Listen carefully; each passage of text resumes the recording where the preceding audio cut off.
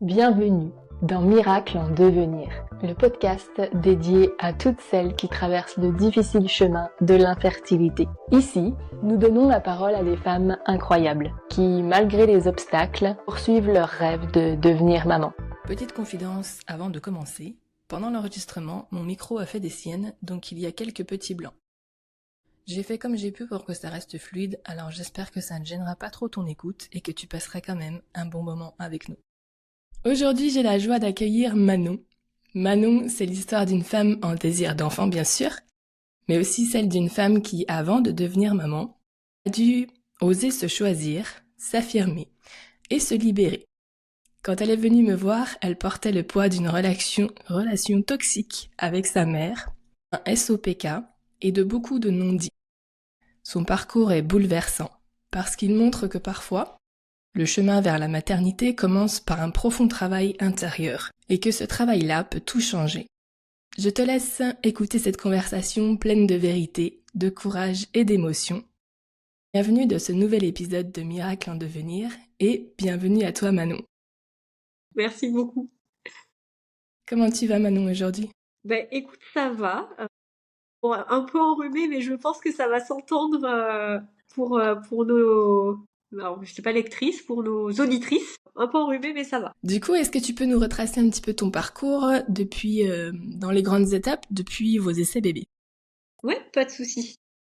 Donc, je suis avec mon compagnon depuis 5 ans maintenant. Et il y a 2 ans, donc en 2023, on a décidé de se lancer dans les essais bébés. Donc moi je sais que j'ai le SOPK depuis maintenant de nombreuses années parce que j'ai pas forcément pris beaucoup de contraception, donc je suivais un petit peu mon cycle. Donc je savais que voilà, j'ovulais pas tous les mois, j'avais mes règles que très rarement. Donc j'avais déjà eu des rendez-vous avec des gynécos, fait des prises de sang, donc je savais que j'avais le SOPK. Et donc quand on s'est lancé dans les essais bébés en 2023, on s'est laissé aller quelques mois vraiment sans se prendre la tête. Et puis quand on s'est vraiment lancé dedans, en septembre, j'ai pris rendez-vous chez une gynéco spécialisée en fertilité. Parce que voilà, sachant que j'avais le SOPK, je voyais pas l'intérêt d'attendre un an avant de partir potentiellement en PMA. Je savais que je voulais pas, donc je voyais pas l'intérêt de perdre ce temps. Donc on s'est lancé en novembre dans ce rendez-vous. Je suis tombée sur une très bonne gynéco, voilà, qui tout de suite nous a lancé dans les premiers rendez-vous, les premiers examens en novembre sur la fin de l'année 2023. Donc premier examen, prise de sang, hystérosalpingographie, spermogramme, voilà, la totale pour la PMA. Et donc on a eu quelques mois de battement, le temps de faire tous ces rendez-vous, ces examens, et on a eu un premier cycle de stimulation au mois de mai 2024 qui a fonctionné tout de suite. C'était vraiment la joie et le bonheur que ça marche si rapidement.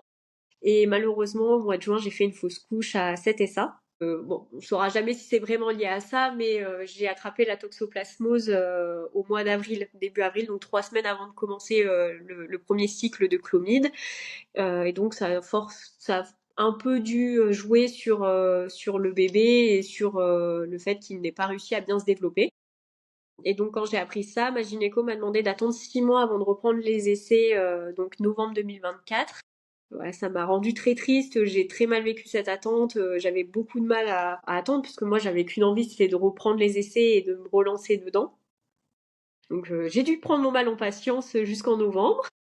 Et c'est donc pendant ce laps de temps cet été que j'ai contacté Marine pour suivre un petit peu le côté plus psychologique sur la grossesse pour avoir une autre vision et puis prendre soin de moi. Pour finir juste le parcours médical, donc j'ai repris le Clomid en novembre 2024. Avec Marine, on était un peu à la fin de nos séances. Si je me trompe pas, Marine, tu peux me couper. Je crois qu'on était à peu près là, on avait déjà fait quelques séances de travail. Donc j'ai eu 3 cycles de stimulation, novembre, décembre, janvier, qui n'ont pas fonctionné. Enfin, j'ovulais, mais ça n'avait pas pris. Et j'ai décidé de faire une pause en février parce que voilà, moralement c'était très dur, je le vivais très mal. Voilà, c'était très compliqué pour moi et puis on a décidé de se lancer dans d'autres projets immobiliers. Voilà, j'avais qu'une envie, c'était d'arrêter les essais bébés, de vraiment prendre le temps de me retrouver. Et finalement, début mars 2025, Le petit bébé s'est accroché tout seul, voilà, peut-être quand je m'y attendais le moins, par une belle surprise. Du coup, est-ce que tu peux aussi lier ton parcours hors médical quand on s'est rencontrés du coup jusqu'à mars 2025? Ouais, au mois d'août 2024, dans la gynéco, parce que je devais reprendre la PMA à ce moment-là. Et en fait, c'est à ce moment-là que la gynéco m'a dit qu'il fallait que j'attende jusqu'en novembre pour que ça fasse 6 mois avec la toxoplasmose. Donc encore une fois, je l'ai vécu très difficilement. Ça a été un gros coup dur dans les essais et dans notre parcours. Et donc c'est à ce moment-là que j'ai décidé de contacter Marine. Voilà, je te suivais déjà depuis quelques mois sur TikTok, sur Instagram, donc je connaissais ton travail. En plus, c'était mon anniversaire au mois d'août, donc je me suis dit, allez, je me lance. Voilà, j'ai pris ça comme un signe de me lancer dans ça, dans tout ce travail. Donc je t'ai contacté, c'était juste avant tes congés d'été. Un peu impatiente comme je suis, directement pris une séance avec toi. On n'a pas fait de lecture énergétique. Donc, je t'ai raconté un petit peu mon histoire, le SOPK, la relation, je sais, qui était difficile avec ma mère, ma famille, enfin voilà. Je t'ai fait un petit topo général. On a fait une première séance ensemble pour aussi se rencontrer. On a parlé de la fausse couche. Et puis après, on s'est lancé dans plusieurs séances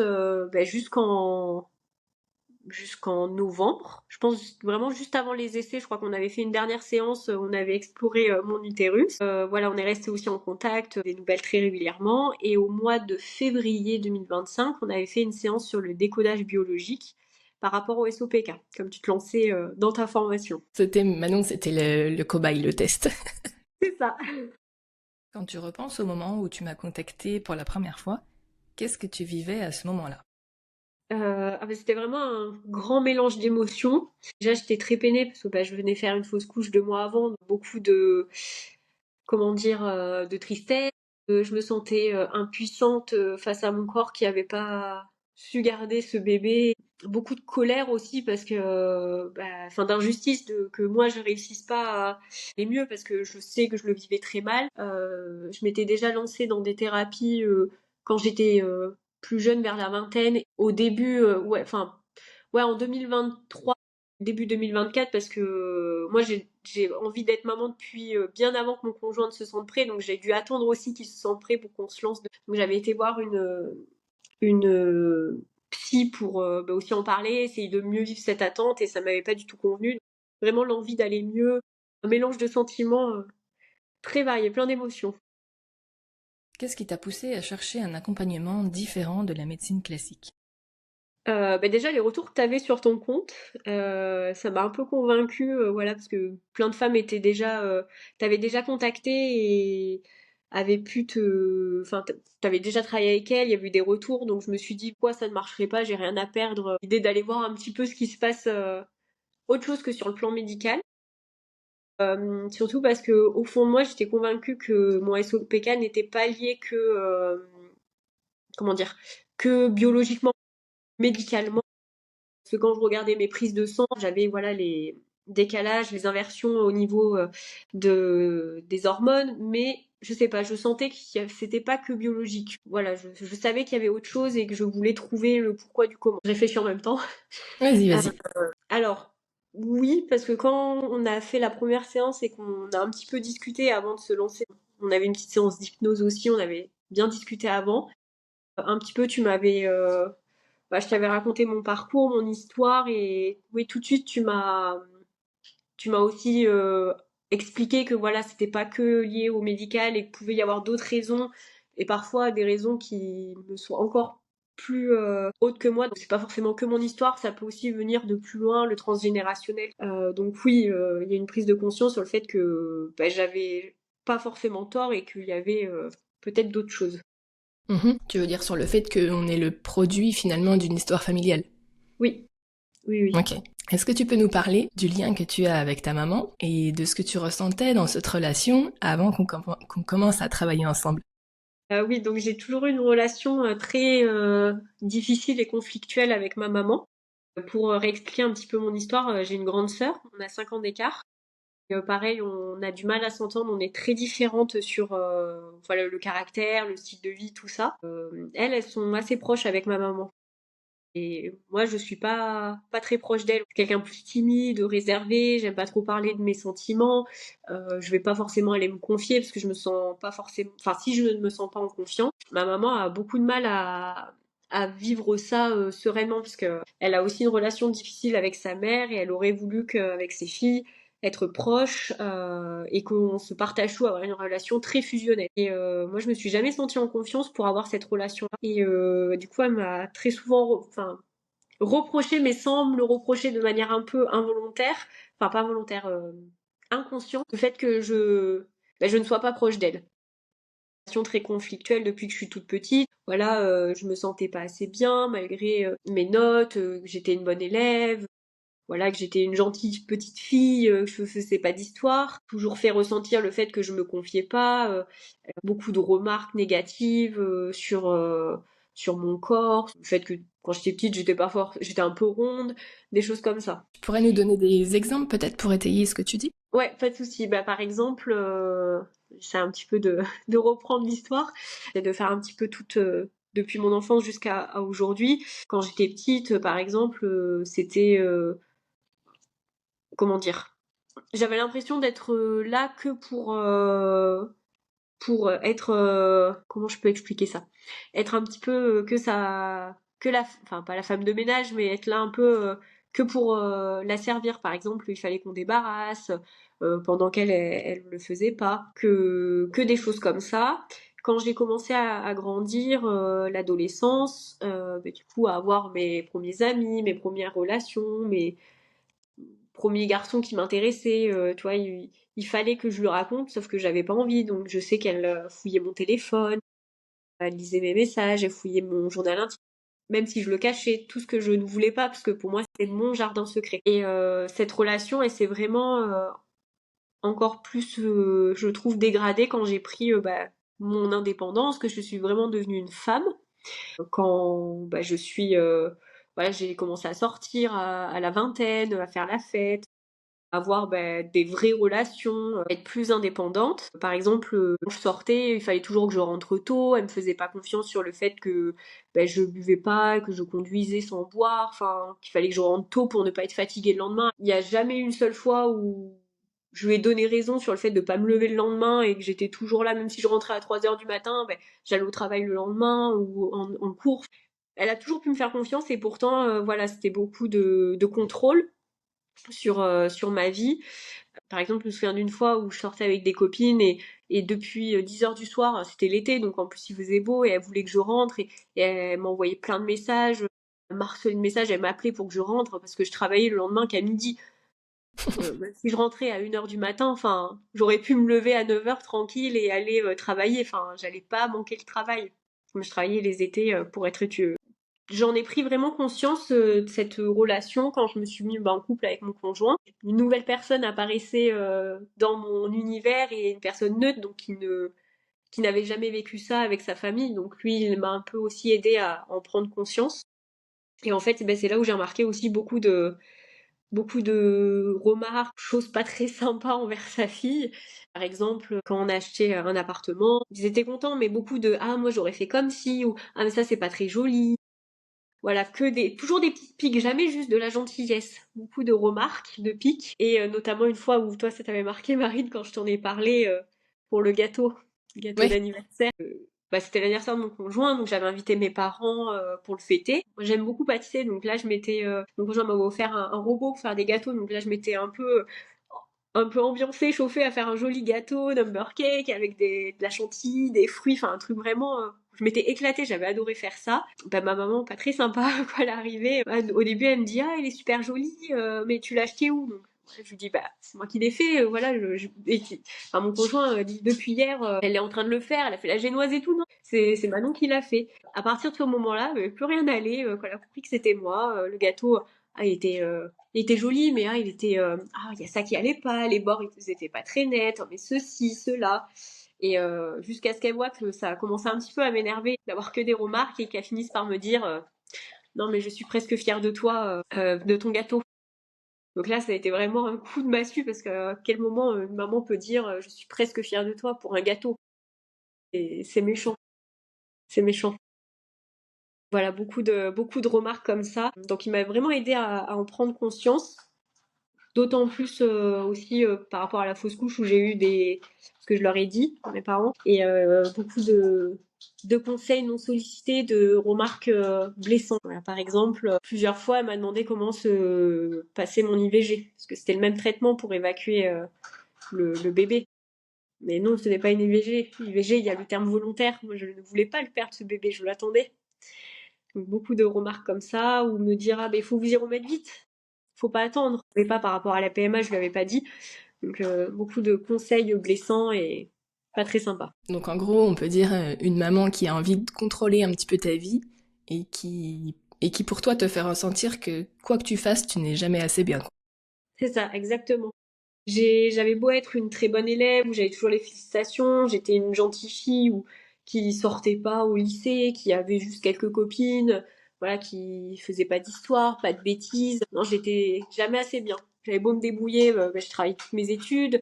Je suis partie faire mes études, je suis partie à l'étranger toute seule, sans rien leur demander. Enfin voilà, j'ai travaillé j'ai mis de l'argent de côté et malgré tout ça, j'étais jamais assez bien.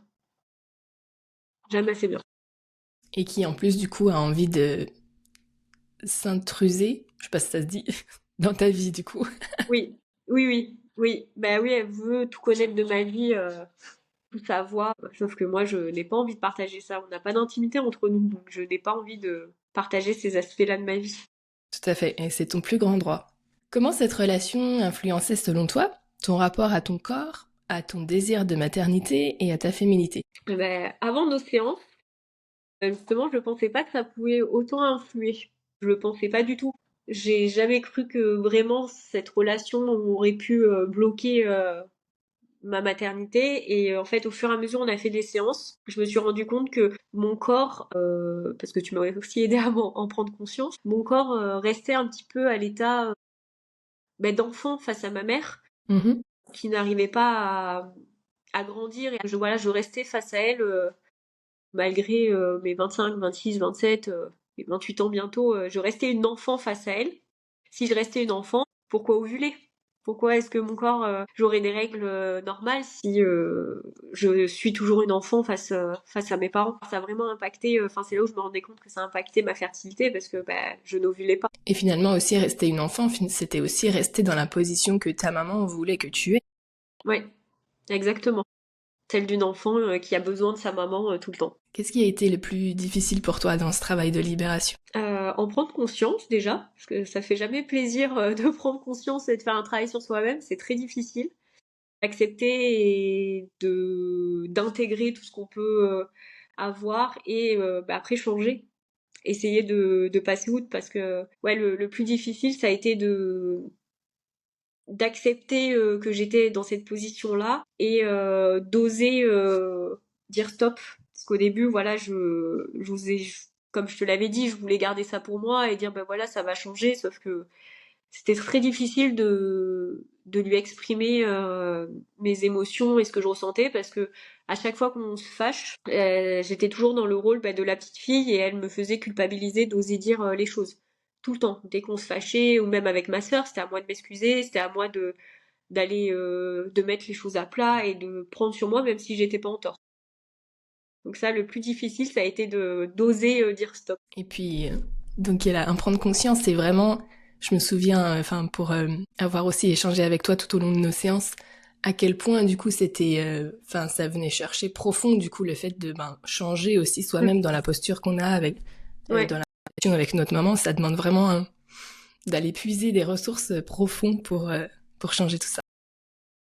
Oui, oui. Ah oui, c'était difficile. Là où je me disais que je commençais à en prendre conscience, c'était mon entourage, mes amis, mon compagnon qui me disait que ça se voyait que j'étais plus soulagée, plus zen, qu'ils avaient vu un changement quand on a commencé nos séances. À quel moment du coup tu as senti que quelque chose avait changé en toi justement? Déjà quand ils me l'ont dit, parce que c'est dur de voir, De se voir soi-même, ouais. ouais, de se voir soi-même, c'est dur de se dire ah là j'ai changé.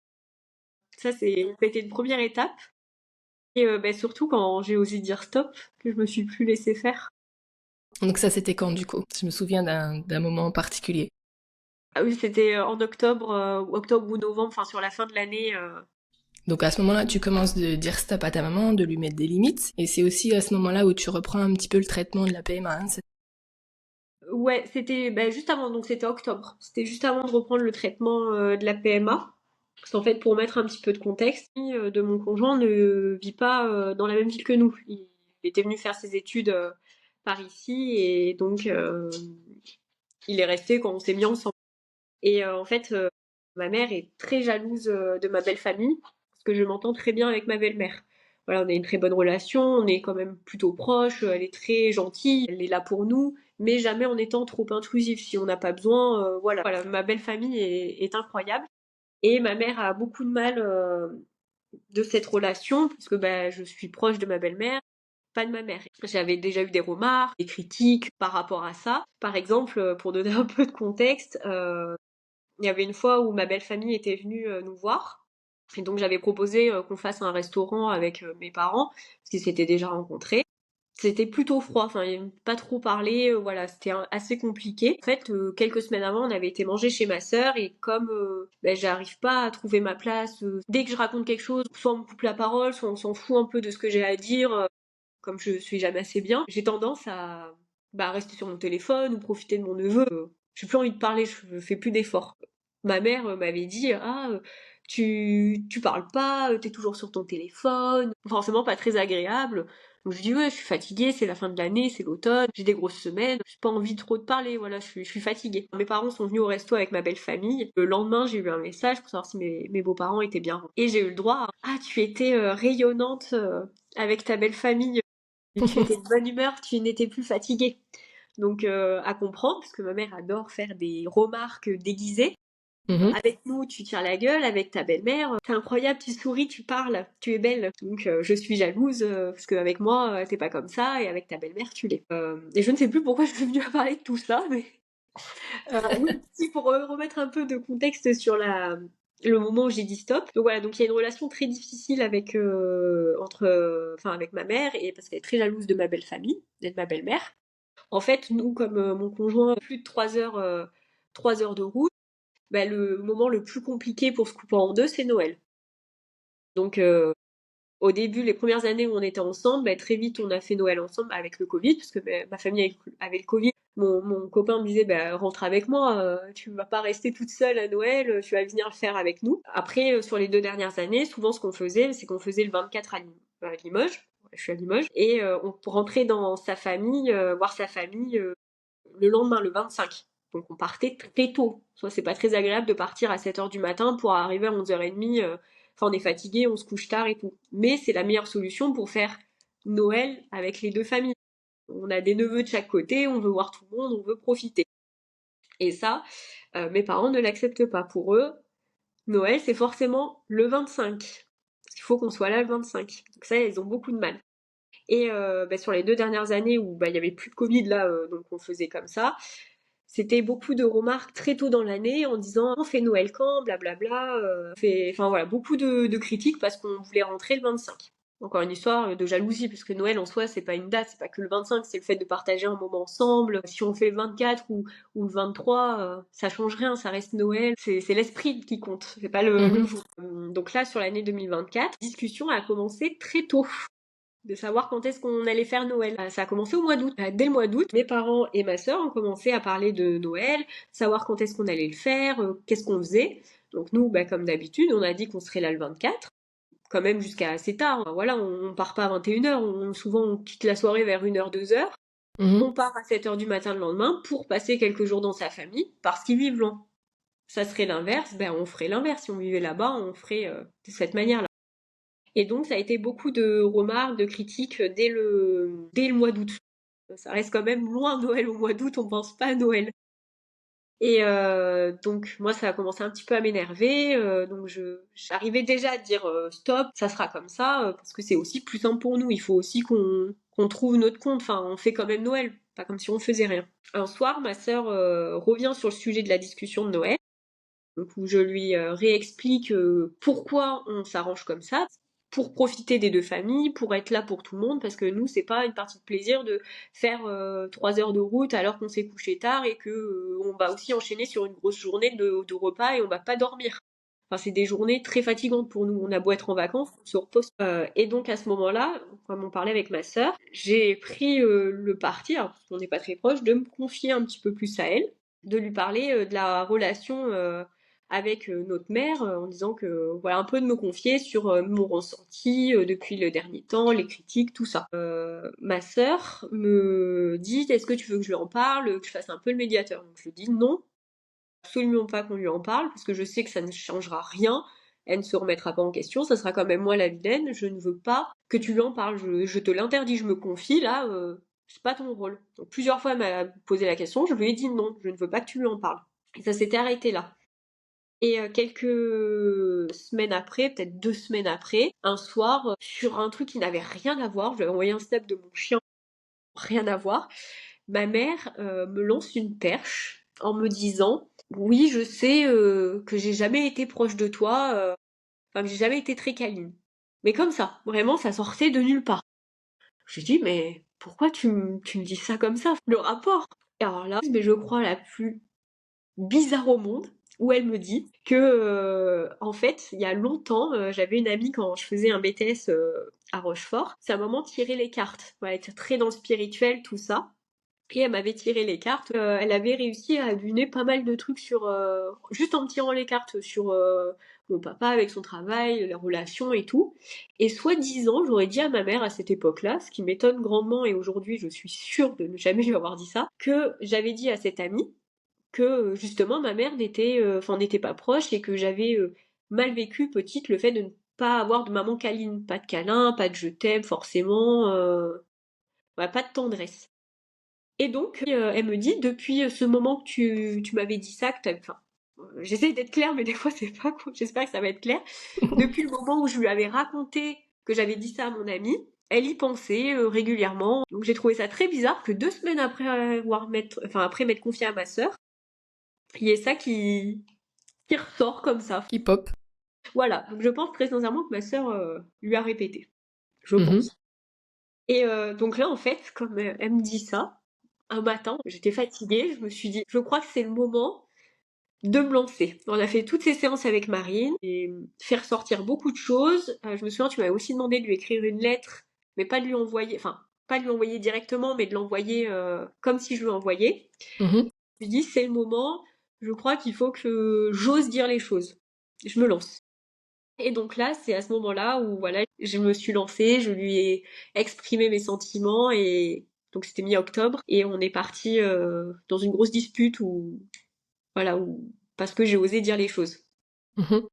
Donc pour résumer un petit peu cette dispute, bah c'était toujours sur le même schéma où ma mère ne se remet pas en question, c'est moi qui suis pas assez, toujours. Elle a essayé de me faire culpabiliser à l'idée de partager mes sentiments avec des remarques, en disant que je la faisais pleurer, que c'était pas sympa, qu'elle n'avait plus qu'à se mettre au fond d'un trou maintenant que je lui ai dit ça. C'est là aussi où je me suis pas laissée faire, je lui ai dit mais comment tu veux que j'ose te dire ce que je ressens si tu me fais culpabiliser? Là t'es en train de dire que parce que j'ose t'exprimer mes sentiments, tu vas te suicider.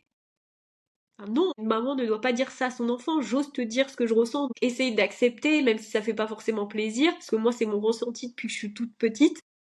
Donc non.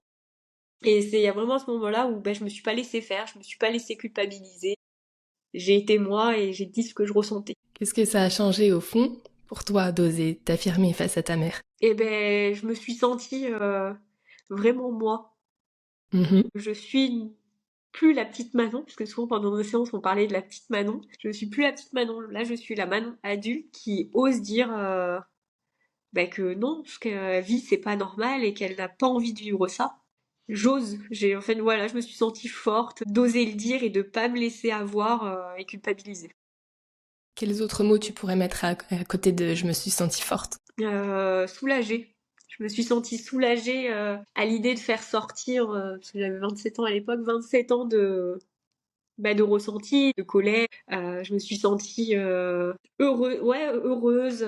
Enfin, vraiment, c'était un. Même si ça n'a pas du tout été un moment agréable, hein, parce que c'est parti sur des disputes, une dispute qui a duré plusieurs jours. je me suis sentie vraiment bien et fière de moi. Comme si tu renaissais finalement. Ouais, c'est ça, exactement. Là, à ce moment-là, j'ai vraiment pas du tout pensé à la maternité ou aux essais bébés. Vraiment, là, c'était juste moi qui disais stop À tout ça. à tout ça. À aucun moment, je me suis dit c'est ça qui va me permettre d'avoir un bébé ou qui va débloquer tout. Enfin, vraiment, là, c'était juste moi. Aujourd'hui, comment tu définirais la femme que tu es devenue par rapport à la femme que tu étais? Je dirais que je me sens plus, déjà plus femme. Voilà, je suis une femme adulte avec ses sentiments ressentis. Voilà, c'est juste moi. J'ai le droit de ressentir ça. J'ai le droit d'exister, d'être comme je suis. J'ai pas de compte à rendre. Voilà, aujourd'hui je travaille. Je ne dois rien à personne. J'ai ma vie. Je suis moi. Je suis une femme adulte. Par rapport à une petite Manon qui était toujours dans ce rôle d'enfant. Du coup, par rapport au SOPK, si on revient un petit peu plus sur ça, est-ce que tu pensais que c'était... Donc, t'as déjà commencé d'en parler un petit peu, mais est-ce que tu pensais que c'était purement physique ou tu pressentais qu'il y avait autre chose derrière? Alors, avant de me lancer, d'essayer d'avoir un enfant, je pensais vraiment que c'était que physique, que biologique. J'essayais de prendre, enfin, tu sais, il y a beaucoup de choses qui peuvent régler un petit peu la SOPK. Donc, j'avais un petit peu tout essayé, des compléments, faire du sport, ceci, cela, parce que pour moi, ça allait vraiment tout régler.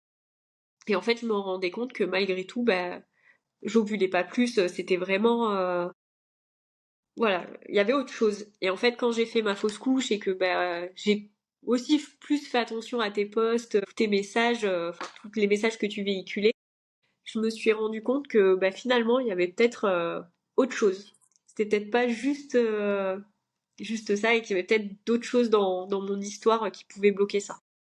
Du coup, par rapport à ces autres choses, dans notre travail ensemble, on a exploré du coup l'idée que le corps pouvait réagir à des conflits inconscients. Qu'est-ce que tu as découvert à ce sujet? On a vraiment découvert ensemble que le SOPK pouvait être lié à la relation que j'ai avec ma mère et que que j'étais encore une petite fille face à elle, que j'osais pas m'imposer. Donc il y a vraiment eu tout un travail là-dessus pour réussir à débloquer ça et à aller voir cette petite Manon pour lui dire que d'accord, on n'a jamais pris soin d'elle petite, qu'elle s'est sentie très seule, mais qu'aujourd'hui, la grande Manon, elle est là pour prendre soin d'elle et qu'il n'y aura au final que moi pour faire ça. Et donc, c'était mon rôle et que je pouvais me libérer de tout ça.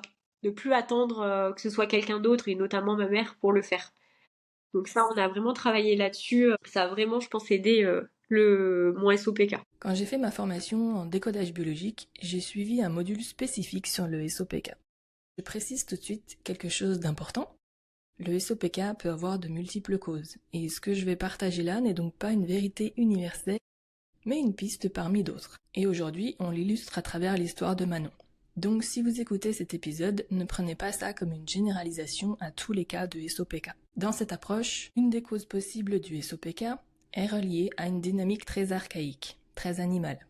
C'est l'idée que la femelle qui vit ce syndrome ne s'autorise pas à ovuler, parce qu'il y a dans son entourage une autre femelle dominante qui occupe tout le territoire. C'est donc elle qui a le droit de se reproduire. Du coup, les autres femelles, celles qui ne sont pas dominantes, vont inconsciemment s'interdire la reproduction. Pourquoi ? Pour ne pas défier l'autorité de la femelle alpha et risquer d'être bannie du clan. On le retrouve très bien dans le monde animal, comme par exemple chez les loups. Dans une meute, seul le couple dominant, le couple alpha, est autorisé à se reproduire. Les autres louves, même si elles sont fertiles, ne tombent pas enceintes. La femelle alpha exerce donc une sorte de contrôle, voire de harcèlement sur les autres, pour les empêcher de se multiplier. Donc en décodage, le SOPK peut être lu comme un message archaïque du corps, dans le sens « je n'ai pas le droit de me reproduire, car ce territoire n'est pas le mien, je ne suis pas l'alpha, je n'en ai pas la place ». Alors vous qui nous écoutez, vous vous demandez peut-être mais quel est le lien entre ça et nous, femmes d'aujourd'hui ? Eh bien, dans le cas de Manon, cette logique s'est rejouée inconsciemment dans sa relation avec sa mère. Sa mère occupait une place très dominante dans la famille, très présente, parfois même envahissante. Et inconsciemment, Manon s'est mise dans une posture de femelle non alpha, comme si son corps lui disait « si je deviens mère, je prends la place de ma propre mère, je la défie, et c'est dangereux pour moi ». Son SOPK, d'un point de vue biologique, donc pu être une stratégie inconsciente pour la protéger. Ne pas ovuler, ne pas concevoir, c'était éviter le conflit de territoire avec sa mère. Et c'est justement là-dessus qu'on a travaillé ensemble pour aider Manon à reprendre sa place de femme adulte, légitime, et à se libérer de cette croyance archaïque qu'elle n'avait pas le droit de donner la vie. Donc toi Manon, quand on a plongé dans ce travail toutes les deux, qu'est-ce que tu as tout de suite revécu intérieurement? Tout de suite, je me suis vue face à ma mère, qui était cette femelle qui m'empêchait d'ovuler. Et donc, comme j'étais une petite Manon, enfin toujours une enfant face à elle, et ben je m'empêchais involontairement de grandir et donc d'ovuler face à elle. Donc le SOPK était un petit peu le moyen pour m'empêcher d'être ça, enfin d'être une femme face à elle. Mhm. Et donc d'ovuler. Du coup, est-ce que tu te sentais soumise face à ta mère au point de justement pas t'autoriser à prendre ta place de femme du coup et à être finalement son égale un petit peu? Inconsciemment, oui. Parce que vraiment, si tu m'avais posé la question en séance, j'aurais pas cru que c'était lié à ça. Enfin, comment expliquer? Quand on a commencé nos séances, je te l'avais dit que pour moi, le SPK pouvait être lié à la relation avec ma mère, mais jamais j'aurais cru que c'était parce que je me mettais encore dans une position d'enfant face à elle. Vraiment, j'avais pas du tout le cheminement, donc j'en avais conscience, mais voilà, nos séances m'ont vraiment aidé à justement mettre des mots là-dessus et à en prendre conscience. Et en quoi le fait de reprendre ta place de femme face à ta mère a pu libérer quelque chose dans ton corps selon toi? Eh ben, tout simplement parce que je pense que j'ai osé m'affirmer et en lui disant les choses et je pense qu'à ce moment-là quand j'ai dit stop, je pense que inconsciemment la petite Manon, elle est vraiment devenue la Manon adulte face à sa mère et que j'ai pris conscience que bah oui, je suis une femme adulte, j'ai le droit d'avoir mes propres opinions, mes propres envies, que je ne suis pas là juste pour répondre aux besoins de ma mère. Je suis une personne à part entière. Et je pense vraiment que c'est à ce moment-là que mon corps a commencé à se libérer du SOP. Et d'ailleurs, du coup, à cette période-là, c'était à peu près justement octobre-novembre, donc là où tu devais reprendre la PMA. Donc à ce moment-là, du coup, le traitement t'a aidé à ovuler, mais c'est là aussi où t'as ovulé. Oui, c'est ça. En fait, alors, ouais, la dispute, ça devait peut-être début octobre, enfin mi-octobre. Je devais reprendre, comme la gynéco m'avait dit que je pouvais reprendre à partir du mois de novembre. J'avais calculé un peu, et puis avec le Duphaston, comme je pouvais aussi déclencher mes règles tant que j'ovulais pas. Donc, le Duphaston, c'est de la progestérone pour faire croire au corps qu'on ovule. Et après, comme ça, avec la chute, l'arrêt du médicament, la chute de la progestérone, ça déclenche des règles. Et donc, je pouvais un petit peu tricher, par exemple en le prenant un petit peu plus tôt ou un petit peu plus tard pour faire que mes règles arrivent au bon moment. Et donc, quand la gynéco m'a dit que je devais attendre novembre, j'avais calculé pour que mes règles tombent pile poil début novembre, parce que je voulais pas attendre fin novembre. Si elles arrivaient le 20, j'aurais mal vécu d'attendre encore 20 jours, alors qu'en soi 20 jours ce n'est rien, mais sur le moment ça paraît énorme. Et donc, j'avais tout prévu pour que mes règles arrivent début novembre. Et en fait, elles sont pas arrivées début novembre. Elles ont pris du retard. Elles ont dû arriver peut-être le 5-6. Enfin, vraiment, ouais, j'ai eu, je pense, une bonne semaine de décalage. Et en fait, c'est là où je me suis dit, j'ai peut-être ovulé sans m'en rendre compte. Vraiment, j'avais tous les symptômes que mes règles allaient arriver. J'avais du spotting assez longtemps. Et malgré l'arrêt du médicament, voilà, mes règles ne sont pas venues. Alors techniquement, quand on le prend assez régulièrement, souvent, les règles arrivent 3-4 jours après. Là, j'avais arrêté et je pense qu'elles sont arrivées entre 7 et 10 jours. J'ai plus les jours en tête. Donc je pense vraiment que j'ai ovulé toute seule sans m'en rendre compte au mois d'octobre. Et au mois de novembre, quand j'ai repris donc le cycle Clomid, j'avais repris pour celles qui connaissent et qui l'utilisent, j'avais juste un comprimé par jour. À J12, écho avec la gynéco, voilà, pour vérifier que tout allait bien. Et en fait, aucun follicule n'avait grossi. Ils étaient vraiment très petits pour ce stade-là, alors que au mois de mai, quand j'avais pris pour la première fois, ils étaient déjà super gros et j'avais déclenché l'ovulation dès le soir même avec la piqûre. Donc la gynéco m'avait dit on arrête, ça marchera pas ce mois-ci, le mois prochain on prendra un peu plus long, on prendra 2 comprimés au lieu d'un.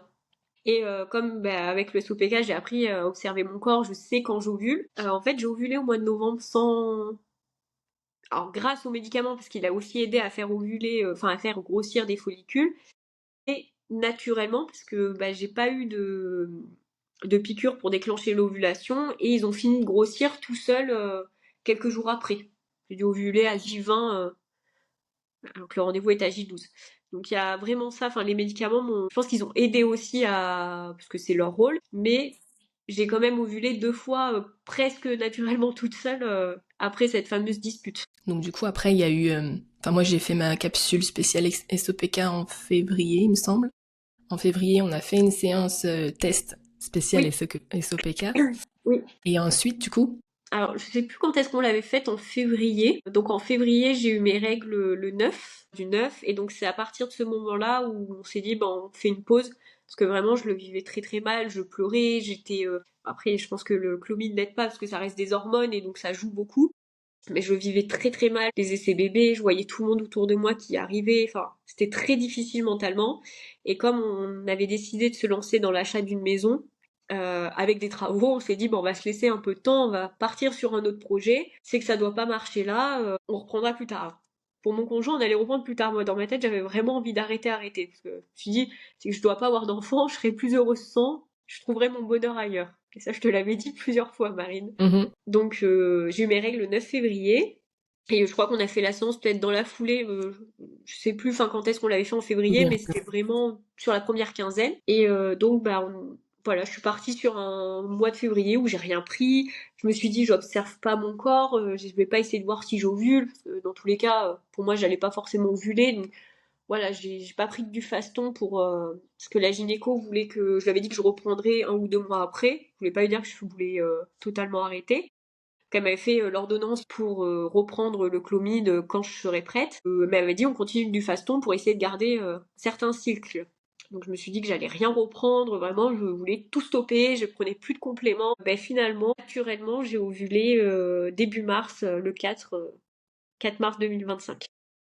Donc c'est là où le bébé s'est installé tout seul. Trop mignon. Quand je m'y attendais de moi. Voilà. Donc tu as fait tout ce chemin intérieur, tu es tombée enceinte naturellement. Oui. Ma question du coup c'est comment tu t'es sentie lorsque tu as découvert ce test de grossesse positif? Plein d'émotions encore une fois. Pour réexpliquer un petit peu pour les personnes qui nous écoutent, en fait, début mars, on était en voyage, on était partis en vacances, et comme je connais mon corps, j'ai eu la glaire cervicale. Enfin, j'ai bien vu que voilà, il y avait quelque chose, la glaire un peu type blanc d'œuf, celles qui connaissent. Et donc je me suis dit tiens, je vais ovuler. Ça me paraissait 1 mois après. Finalement, est-ce que ça n'a pas aidé tout le travail qu'on a fait avec Marine? Je suis juste partie là-dessus. Je me suis pas dit ça y est, il faut qu'on fasse l'amour pour avoir un bébé ou absolument que je compte et tout. Voilà. On était en vacances, on profitait, donc j'ai juste eu cette glaire. Une semaine après, j'ai commencé à avoir du spotting. Je sais que c'est un cas beaucoup... Enfin, moi, ça m'arrive tout le temps, à chaque cycle. J'ai du spotting une semaine après et ça dure jusqu'à ce que j'ai mes règles. Souvent, c'est signe que je hors mes règles. Et donc, j'ai repris le travail. Je me suis dit, j'ai le spotting qui arrive. Aucune envie de faire de test, je comptais pas les jours. Je me suis dit, je vais juste attendre que mes règles arrivent. Je me suis dit, si jamais vraiment je vois qu'elles arrivent pas, étant donné que quand j'ai de la glaire, je sais pas si j'ovule le jour J ou quelques jours après, je vais attendre 3 semaines histoire de voir si, voilà, au cas où, mais j'avais aucune envie de me prendre la tête, de faire des tests, pour toutes celles qui sont en PMA, je pense qu'on se comprend, on fait des tests un peu tout le temps, histoire de, s'il y a quelque chose, un peu test sur test, donc là, j'avais pas du tout envie de me lancer là-dedans. 3 semaines après, on est parti chez des copains en week-end et plein d'émotions. Je me sentais, j'étais très contente de voir nos amis. Eux, ils avaient une petite fille au mois de novembre l'année d'avant, donc 2024. On avait 2 mois, si j'avais pas fait ma fausse couche, très heureuse de rencontrer leur petite fille aussi. Voilà, beaucoup d'émotions. Et en fait, pendant ce week-end-là, je sais pas, il y a eu plein de choses, plein de petits signes un peu bizarres. J'étais très fatiguée. Vraiment, j'ai dormi, j'étais hyper fatiguée pendant le week-end, j'arrivais pas à me lever le matin, j'avais envie de faire des siestes, enfin une grosse fatigue. Mais ça m'a pas forcément plus inquiétée que ça, parce que déjà je dors beaucoup, et j'avais fait un aller-retour pour le travail avec de la route, enfin juste avant, j'étais très fatiguée. Et pareil, le sentiment comme si je devais pas boire, mais en fait, quand j'étais en PMA, je m'autorisais pas à boire, je voulais plus boire d'alcool au cas où et tout. Donc là, je me suis dit, j'ai pas envie de me prendre la tête, on arrête, au feeling, donc si j'ai envie de prendre un cocktail. Et quand on est rentré, c'était le dimanche soir, et lundi, ça faisait les fameuses 3 semaines pour attendre, pour faire un test. Toujours pas mes règles, mais j'avais l'impression qu'elles arrivaient, j'avais mal au rein, j'avais mal au sein, j'avais des premières petites pertes de sang, rouges, enfin c'était plus du spotting, donc je sentais qu'elles arrivaient. Donc je me suis dit, allez, je vais quand même en faire un. Psychologiquement, ça va me les déclencher et elles vont arriver. Et bah, sont jamais venus. Le test a été positif tout de suite. Voilà, j'ai trempé dans l'urine, il a viré au positif tout de suite. J'en ai fait un. Je me suis dit non, c'est pas possible, la barre arrive trop vite, il y a un truc. J'en ai fait un deuxième, et je me suis dit, ah, ils doivent être défectueux, parce que c'était les petites bandelettes, les tests qu'on utilise beaucoup en PMA, parce que ça coûte moins cher. Et j'en avais un normal avec le plastique autour. Et je me suis dit, bon, je vais le faire aussi. Pareil, tout de suite. Mais vraiment, j'ai dit, mais c'est pas possible. Ça a pas pu marcher tout seul comme ça. J'ai tous mes signes que j'ai avoir des règles, j'ai un peu de sang, enfin, je me dis, c'est pas possible. Et donc là, un mélange d'émotions comme pas possible, compréhension, je me suis dit, mais comment c'est possible? De la joie, je suis allée voir mon copain, pardon, tout de suite, où je lui ai montré le test, je lui ai dit, mais je suis enceinte. Au début, je crois, le début du stress que j'ai eu, et j'ai toujours très peur de perdre le bébé. Beaucoup de stress, d'incompréhension, vague d'émotions. Beaucoup de mots pour te répondre à ta question. Qu'est-ce que tu dirais à la femme que tu étais au début de tes essais bébés maintenant, aujourd'hui? Je lui dirais déjà de se faire confiance. En fait, quand on ne vit pas l'infertilité, ça paraît très dérisoire le fait de pleurer ou d'être impatient ou de se dire beaucoup de fois faut arrêter d'y penser, ça va pas, ça va marcher tout seul. Il y a beaucoup de remarques et d'incompréhension par les gens qui ne connaissent pas ça. Donc moi, je lui dirais que c'est légitime. Toutes les fois où je vais pleurer parce que le test est négatif ou parce que un rendez-vous a été décalé de 2 semaines, tout ça c'est légitime. On a le droit de pleurer, on a le droit d'être impatiente, on a le droit de mal le vivre parfois à certains moments. On a le droit d'être jalouse aussi quand notre entourage y arrive et pas nous. Voilà, c'est tout à fait légitime.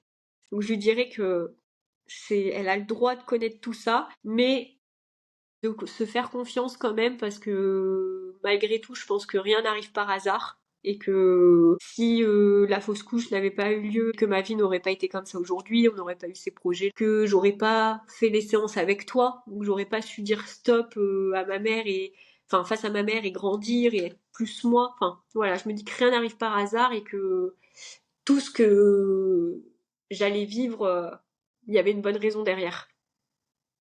Même si quand on est à ce moment-là, on n'a pas envie de l'entendre. Ouais, carrément, c'est dur. Non, oui. Qu'est-ce que ce parcours t'a appris sur toi-même, au-delà du désir d'enfant?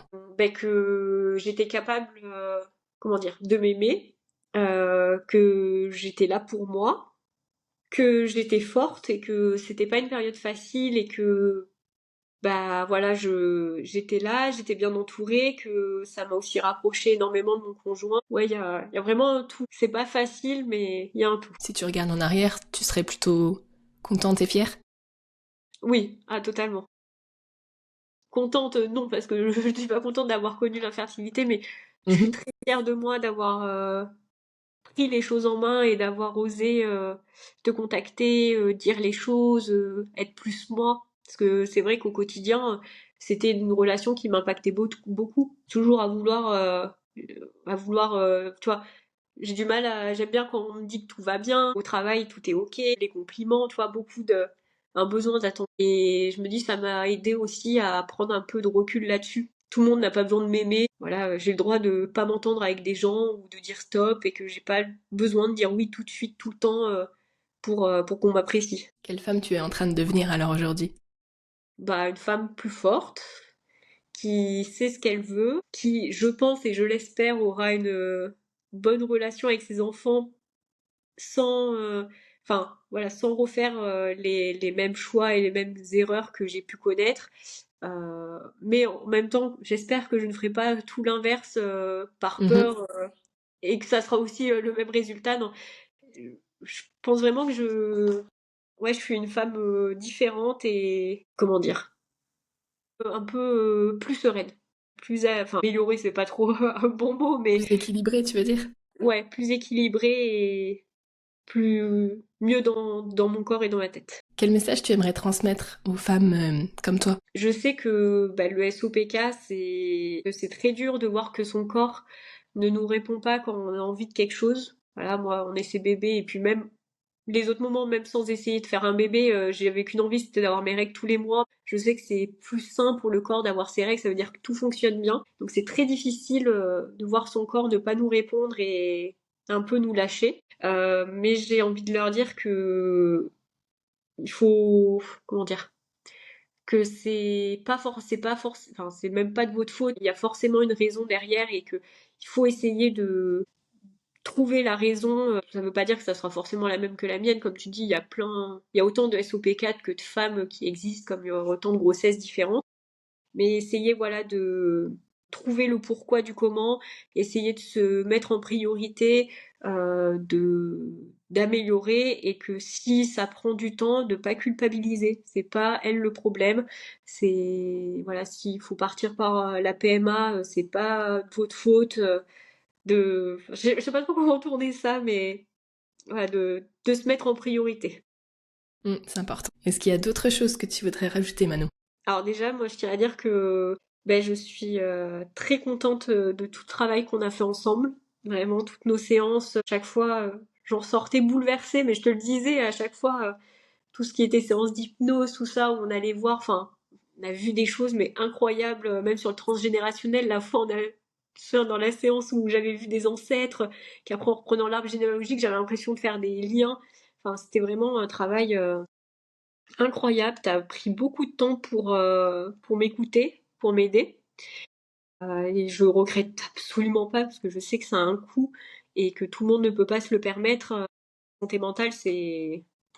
Enfin, voilà, aujourd'hui en France, c'est quelque chose qui est pas forcément donné, et je regrette tellement pas, parce que t'as été un super accompagnement, et encore aujourd'hui, tu vois, tu prends des nouvelles très régulièrement l'une de l'autre. Franchement, merci Marine, parce que je pense que sans toi, j'aurais pas pu mettre les mots là-dessus, enfin surtout mettre des mots sur mes mots aussi facilement. Donc merci beaucoup. Je suis très fière de moi, voilà, d'avoir réussi tout ça aujourd'hui. Au fond, je sais pas si la grossesse est vraiment liée à ça. J'ai envie d'y croire que voilà, ça a été tout un cheminement, mais que rien n'est arrivé par hasard, et que, enfin, je pense vraiment, comme je te l'avais dit, que ce premier bébé qui est parti, il était là pour m'ouvrir le chemin, pour me montrer la voie, et un peu là comme un électrochoc, et qu'au final, c'était une bonne chose, même si j'avais pas du tout envie de me le dire à ce moment-là, que personne n'a envie de connaître une fausse couche après la joie qu'on a le premier test. Mais voilà, je suis persuadée qu'il était pas là pour rien. Il était là pour me montrer le chemin. Que grâce à toi, grâce à lui, grâce à moi aussi, au tout le travail que j'ai... Enfin, tout le travail. Ouais, toutes les séances qu'on a pu faire ensemble, je suis fière d'avoir réglé tout ça. Merci pour tes mots, et moi j'ai juste envie de dire que c'est surtout grâce à toi, Manon, tout ça. Oui, oui, mais Grâce aussi, parce qu'on l'oublie, hein. On dit heureusement que il y avait le thérapeute et tout ça, mais on oublie aussi que le thérapeute, il est juste un moyen en fait, et que vous êtes vraiment le moteur. Et toi, t'as vraiment été moteur, t'as été engagé, t'as été responsable, t'as mis de l'énergie en fait là-dedans. Donc c'est ce qui a permis aussi que ce résultat-là. oui, oui, oui. Bah oui, je sais bien, voilà, il y a eu un gros travail sur moi-même, et plein de fois, j'avais pas envie d'y croire, ou je m'en sentais pas capable, et franchement, grâce aussi à toi qui m'a poussée, tu vois, tu m'as fait confiance, et à chaque fois, tu m'as jamais laissé penser que j'en étais. T'as toujours su me dire que si j'en étais capable, et au final, oui, j'en étais capable, sans parler de la grossesse, juste d'être moi, et d'être bien, et d'être apaisée. Et ça, je pense que c'est la première chose qu'on devrait penser. Faire un travail de thérapie pour soi. Mais juste pour soi. Mhm. Merci pour tes mots. Tu vas me faire pleurer à force. Merci Manon pour ton partage sincère. Ton histoire est vraiment la preuve que le chemin vers la maternité passe parfois par des détours inattendus, et que libérer ce qui nous entrave peut aussi ouvrir la porte à la vie. Alors à toutes celles qui nous écoutent et qui se reconnaissent dans les mots de Manon, sachez que ce n'est pas juste dans votre tête, ou ce n'est pas votre faute. Mais aujourd'hui, c'est peut-être à vous de reprendre votre pouvoir. C'est possible, on peut tomber enceinte naturellement, Manon en est la preuve. quand on comprend, quand on libère, quand on ose se choisir. À très vite pour un prochain épisode et d'ici là, prenez soin de vous. Merci d'avoir écouté cet épisode de Miracle en devenir. Si tu as aimé, n'hésite pas à t'abonner pour ne pas manquer les prochains épisodes. Tu peux aussi laisser une note ou un commentaire sur la plateforme de podcast que tu utilises. Cela m'aide beaucoup à faire connaître le podcast et à partager de l'espoir aux femmes qui en ont besoin. Tu peux également me retrouver sur Instagram en tapant mon nom, Marine Doge-Brocard, pour retrouver des conseils, des partages inspirants ou pour en savoir plus sur mes accompagnements. Je publie aussi d'autres contenus en lien avec la maternité et la fertilité sur ma chaîne YouTube. Et si tu cherches du soutien dans ton propre parcours, tu peux découvrir mes accompagnements en ligne en te rendant sur mon site internet. Il te suffit pour cela de taper mon nom. Je serai ravie de t'accompagner. Prends soin de toi et à bientôt pour un prochain épisode.